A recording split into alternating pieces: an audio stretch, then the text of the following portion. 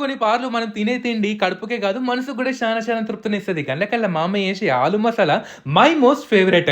మా అమ్మ చేతి రెసిపీతో పాటు ఎంజీఆర్ స్పెషల్ గరం మసాలా టచ్ దీని టేస్ట్‌ని డబుల్ చేసిందన్నట్టు. పాన్రి ముందుగలతో ఒక 4, 5 ఆలుగడ్డలు ఒక విజిల్ ఉడకబెట్టుకోరి. సల్లగైనంక చూపిస్తున్నట్టు ఒక పొట్టు తీసేసుకొని పెద్ద పెద్ద ముక్కలు కోసుకొని చిన్నగా కోసుకోకర్రి మెత్తగా ఉడకబెట్టుకోవద్దు. ఒక విజిల్ వస్తే సరిపోతదన్నట్టు.